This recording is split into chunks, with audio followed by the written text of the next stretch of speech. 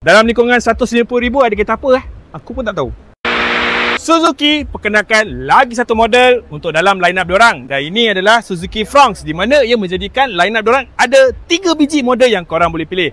Ini adalah jenis hybrid. Jom aku tunjukkan apa yang best. Model ketiga dalam line-up Suzuki ni ialah sebuah SUV kompak segmen B. Suzuki Fronx lebih pendek dan lebih lebar dari Prodo Altiva. Dari rupa luaran, reka bentuk, Suzuki Fronx memanglah rupa sebuah SUV bandar, di mana kombinasi lampu LED tirus bersama grill hadapan yang besar bersama PP bumper berserat lampu hadapan LED, rim 16 inci dan juga rupa belakang rugged dengan kemasan bawah bumper. Kemasan dalaman datang dengan tempat duduk 2 tona, steering 3 spoke, sistem infotainment dengan sokongan Apple CarPlay dan Android Auto, hood pemandu dan butang kawalan aircon. Dari segi keselamatan, Suzuki Fronx mendapat penilaian 5 bintang ASIAN NCAP. ADAS bersama automatic cruise control juga hadir dalam model ini. Suzuki Fronx menggunakan trend kuasa hybrid, iaitu gabungan enjin 1.5 liter bersama sistem integrated starter generator yang hasilkan 103 PS dan 138 Nm of torque. Jarak pemanduan dikatakan boleh mencapai sehingga 700 km mengikut kitaran WLTP. Lagi satu, Suzuki Fronx ni adalah jenis CB Indonesia, di mana ia dijual pada harga RM147,888, menjadikannya model paling mahal dalam segmen B SUV kompak. Jadi, dengan harga RM147,000,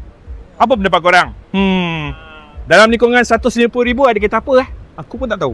Cuba korang bagi tahu aku dekat bahagian komen.